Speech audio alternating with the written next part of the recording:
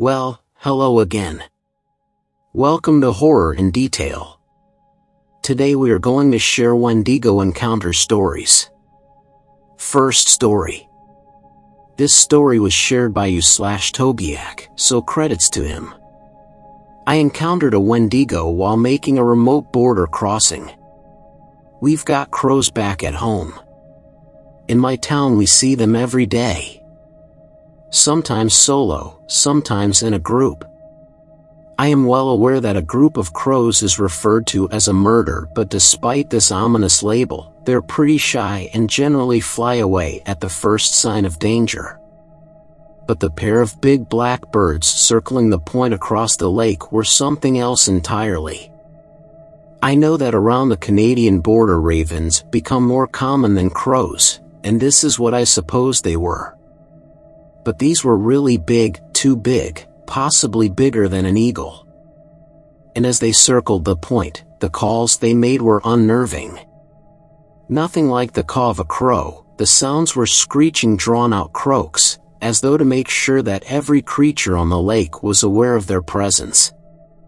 I kept quiet from my vantage point 200 yards across the bay, and the travelers I had in my charge knew enough to keep still and silent. We were 3/4 done with our journey that had begun at a clandestine location outside of Atikakan.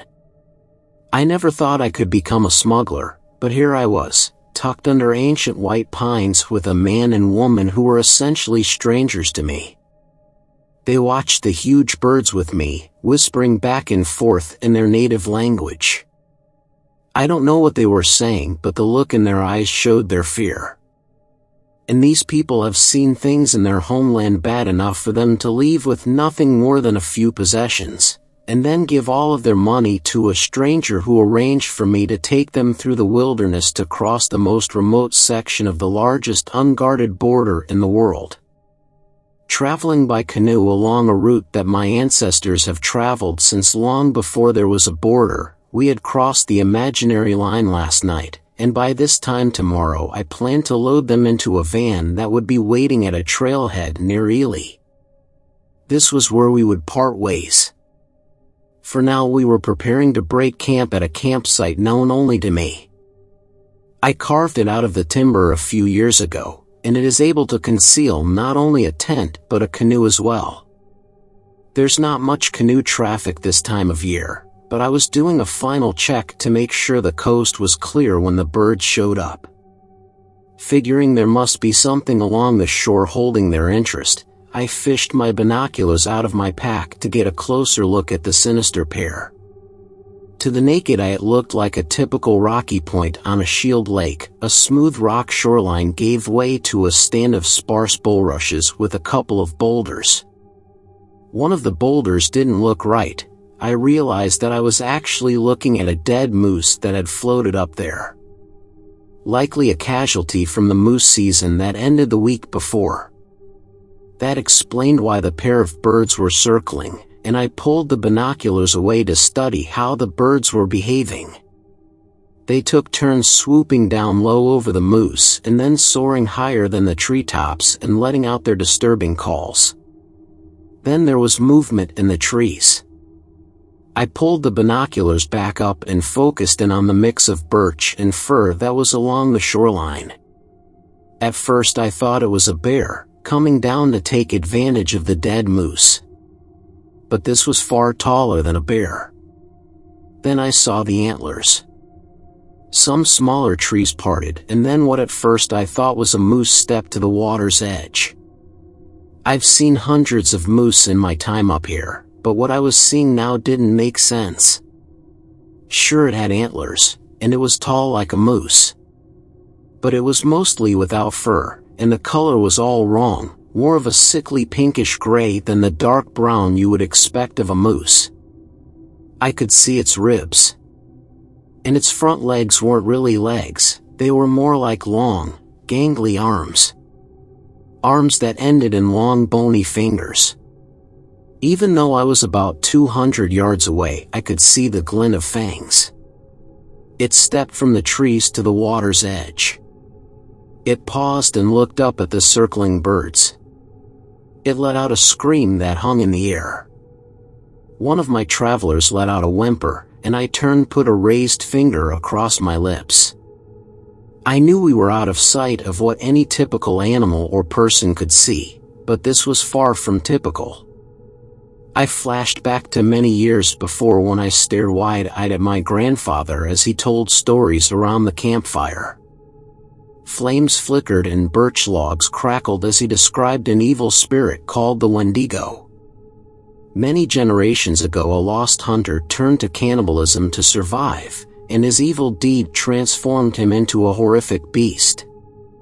A beast that roamed the wilds with an insatiable hunger for flesh, human or otherwise. While this story terrified me as a child, I never gave it any thought as an adult, as the elders had many tales of spirits and such. But here I was, miles from the nearest road, two strangers in my care, looking at the impossible. I subconsciously reached to feel the outline of my revolver tucked into the back of my pants. The beast had now waded into the water and its claws began tearing at the moose carcass. It ripped off huge chunks of flesh, hide, and bone with ease, shoving them into his gaping mouth where they were crunched and swallowed. The water around the moose carcass was soon tinged red with blood, and the pair of giant birds took roost in a tall pine above the beast. The carnage continued as the creature consumed impossible amounts in minutes. I heard one of the travelers whisper Monstoro. I didn't need translation to know what it meant. They had every reason to be scared now. I've had face-to-face standoffs with wild bears, with big city gangs, with angry fathers. At least with those you have an idea of what you are dealing with. My grandfather never said how one would deal with a Wendigo. With most of the moose consumed, the monster let out another scream. I was back to looking through binoculars, which was a mistake as the beast's face and chest were covered in blood, and flesh clung to its claws. An image I will never be able to erase. Despite having consumed the better part of an adult moose, it was still gaunt in appearance. It took a last look around and I stopped breathing when its gaze seemed to focus on our location for a moment. It slowly turned toward shore and then disappeared into the brush. This cued the black birds to come down for what was left. One bird rested on the moose's hindquarter and picked away at intestines, the other rested on the head and feasted on the eyes and torn open neck. After a few minutes they flew up silently, circled over our location and then headed in the general direction the Wendigo had gone. At least they went in the opposite direction we were headed. We sat in silence for a time, then I pulled out a map. I showed the travelers where we were, where the Wendigo had gone, and where we needed to go to complete the journey. I showed them my gun, which I had kept hidden from them until now, hoping it would ease their fears. It didn't do much to ease my fears. It was a .357 revolver, enough to stop a bear, but what would it do to a Wendigo? I suspected there needed to be some version of a silver bullet to stop an evil spirit. I gestured to them to pack their belongings, which they did quickly and quietly. I calculated that if we traveled lightly and quickly we could be out by nightfall. I decided to leave the tent and everything else not essential. We slid the canoe down the bank, climbed in and pushed off. The woman sat on the floor in the middle, the man was at the bow. I paddled from the stern with intensity. We had about 10 miles to the end of the lake. At the end of the lake was a portage trail of about a half-mile that would bring us to the next lake. We had done a number of portages already on this trip, and after the morning's events I was dreading having to be on foot. There was no other way out. A light wind was at our back, allowing for relatively quick travel. The man was paddling as best he could, but it was marginally helpful at best. The woman kept her head down and did not move. Usually on this kind of trip I try to hug the shoreline to keep a low profile, but now we were tracking right down the middle of the lake. I was making a beeline for a height of land where I knew the portage was, and we continued along in silence. The paddle down the long lake was uneventful, and it was early afternoon when we reached the portage. Once ashore we took a short break and ate some jerky, and then it was time to make the portage. It would be easier now since I had abandoned most of the gear. On earlier portages I had the travelers hide out while I scouted ahead to make sure we would not meet anyone on the trail, but there was no time for that. I think they understood me as I tried to explain the importance of moving quickly and quietly. I pointed to the trail and then to the packs and paddles. They took the cue and I put the canoe up on my shoulders and we plodded along through the forest. It took less than an hour to get to the next lake. There was a forest fire here several years before, and the charred remains of a few old-growth pines stood in stark contrast to the young aspen, birch and spruce that had grown in the void left by the fire. This lake was smaller, with many bays and points, and we were soon back to making progress in the canoe. Wendy 5 we came around a point midway down the lake. I looked to the end of the lake where we would find the next portage and stopped padding. Maybe 300 yards away was the remains of a burnt pine. Roosting in the tree were two birds. Big, black birds. The man in the bow saw them too, and muttered something to the woman. She looked up for the first time and stifled a scream. We had to go past them to get to the next portage, so I kept paddling down the middle, not taking my eyes off the birds. As we got closer it was obvious they were watching us too, their heads pivoting as we passed them. I kept looking back over my shoulder at them, but they held their position. I didn't know what the presence of the birds on our route signified, but based on what I saw this morning it couldn't be good. By the time we were at the end of lake where the next portage was, I could barely make out the tree anymore. I thought that perhaps we were in the clear, but then we all heard the unmistakable sound, the same sound we heard the birds making this morning. Even though they had to be over a mile away there was no mistaking it.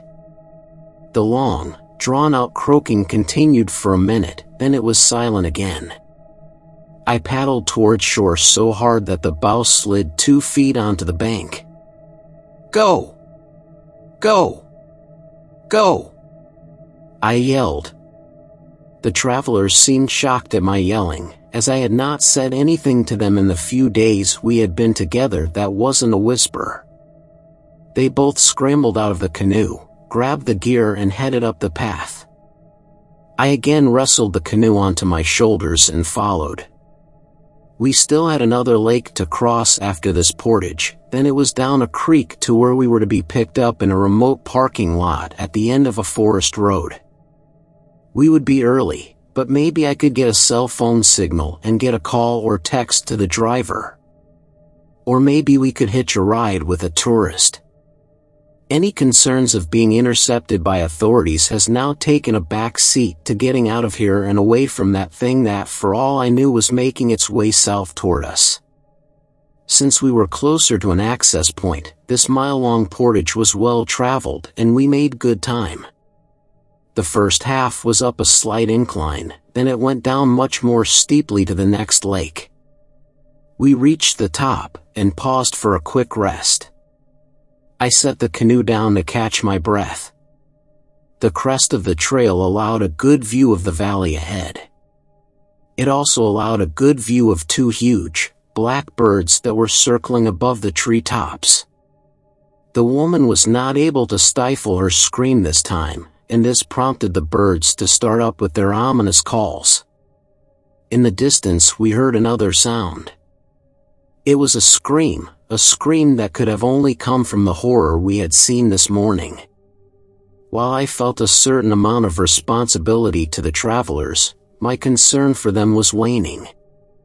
"You better keep up," I yelled as hoisted the canoe back onto my shoulders.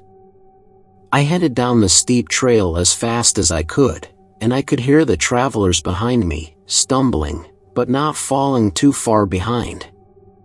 With the canoe on my shoulders, I couldn't see if they were carrying the paddles. Didn't matter, I keep a spare strapped to the supports in the canoe. The steep path made a switchback and was able to see that the man was indeed carrying a paddle and pack. The woman was crying hysterically, carrying nothing. The path here was steep and rough, with many large rocks and roots creating potential tripping hazards. The birds were circling overhead us now, their croaks echoing off the hillside. We heard the distant scream again, although this time it didn't sound so distant. It was not possible for us to move any faster, but I took care to be sure-footed. I could see we were nearly to the bottom of the hill. Once there would be level ground to the next lake, which was now only a few hundred yards away.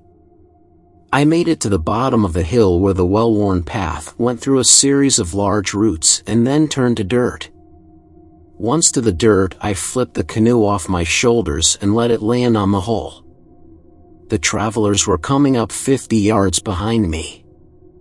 I grabbed the bow of the canoe and started dragging it, hoping the man would catch up and grab the stern.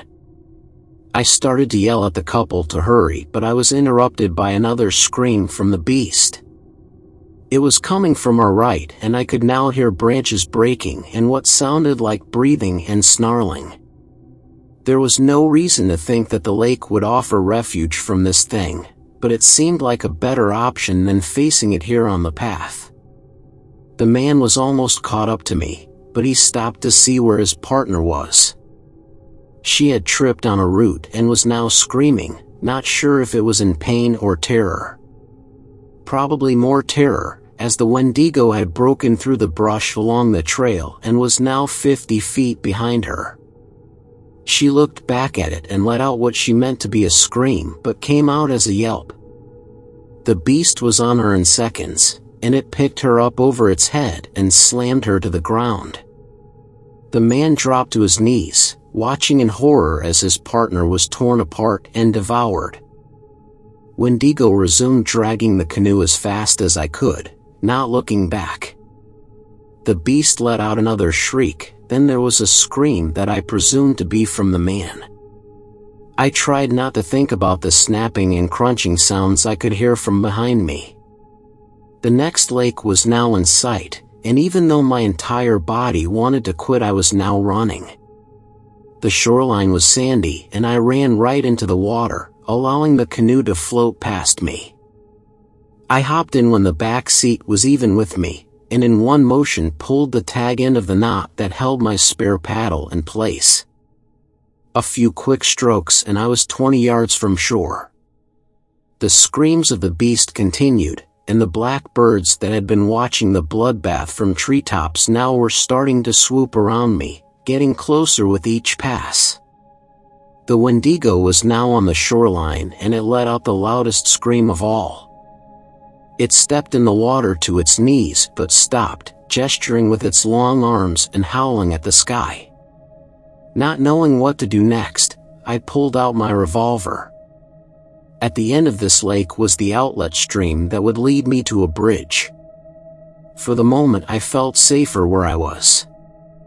The birds were getting ever bolder, and I could feel the wind as one of them swooped in on me from behind my shoulder. It wheeled around over the bow and came right back at me. It reared back at arm's length with its wings spread and its talons coming right at my face.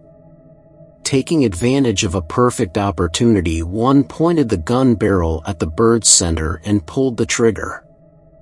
Black feathers flew and the now silenced bird landed in the water and strangely sank out of sight. The other bird flew up high and then quickly descended, coming right at me. I had the gun raised, but the bird did not offer a good target and it flew past my head. Sensing weakness, it circled around and attacked, pecking me on the back of the head with its massive beak. I had to be careful not to tip as I tried to fend it off with the paddle. More determined than ever, the bird came back at me. I fired twice, missing both times. With 3 rounds left in the gun, I knew I better choose my next shots carefully. The bird came from behind me again. This time it wheeled around quickly, planting its talons on my chest and pecking at my eyes. My attempts to fend it off with a fist were not successful, and it got a hold of my eyebrow. I could feel flesh pulling away from my skull, and I pointed the gun right at it, and even though I thought the barrel was pressed right into it, I still missed. I resorted to using the gun as a bludgeon that I slammed into its neck. This had a noticeable effect. It let out a deep croak and let go its grip. I was not watching the Wendigo at this point, focused on the dark feathered assailant. I could hear it though, as it let out shrieks and screams louder than a siren. The remaining black bird, shook up some from the pistol whipping, flew in a crooked path now, obviously having difficulty maintaining its course. I felt confident I could take it down with one of my remaining rounds. It came straight at me. I let it peck the top of my head as it went by. It circled around again, and once more I let it get me with a good peck to my temple. It made another loop around, and I was ready when it followed the same path of attack. It came right at me, and I was looking down the barrel right at the bird's head when I pulled the trigger. The raven's head disintegrated in a cloud of black feathers and blood, and the headless body landed at my feet, wings still flapping, talons still grasping. The shrieks of the Wendigo suddenly stopped. It stood motionless, staring out at the lake, not necessarily at me. I set the gun on the seat next to me. There was still 1 round left. I used the paddle as a shovel to lift the dead bird over the side and into the lake, where it too strangely sank out of sight. The Wendigo, while still a fearsome-looking beast with its face and claws covered in blood and flesh, had lost its menacing posture. I pointed the revolver at it, right at its head. I was confident I could hit it, not confident that my 1 remaining bullet would kill it. For some reason I thought about the old saying, that if carrying a handgun for bear protection you should save the last round for yourself. Pretty sure the old saying applies here. I lowered the gun and watched the beast. With its long bony arms hanging at its sides it turned towards shore, and with 2 big steps it was crashing through the timber, heading away from the lake, away from me, away from my exit point. I sat quietly for a minute, trying to take all of this in. I could no longer hear the sounds of branches breaking. Was the Wendigo gone? Apparently they can't, or won't swim. The ravens must act as seers or scouts for the Wendigo. Once they were eliminated it was like a switch was flipped. I thought about the hapless travelers. I knew it was pointless to go back to where I had last seen them. What would happen to me when I left the lake? It was now late in the afternoon. I slid the revolver with its 1 bullet into the back of my jeans, picked up the paddle and headed for the outlet creek. Second story. This story was shared by u/jokes0NME, so credits to him. Wendigo Encounter. I'm from Canada and I live on a reserve that's about 30 minutes from any town, relatively close compared to other places I've been. Well, it's the end of December and just getting finished with holidays and spending it relatively alone, thanks COVID. I get a call from one of my friends. He wants to go hunting. Well, that's kind of a problem cause I've never shot a gun or went hunting before. Pretty pathetic for a Native American if you ask me. But anyways, he tells me he just needs my eyes and another set of legs to help carry whatever he catches. So I agree, making one of the biggest mistakes I would come to regret. So he picks me up in his crappy old Ford truck he uses for hunting, tells me we are going deep into the bush and we'll find a spot to camp along the way.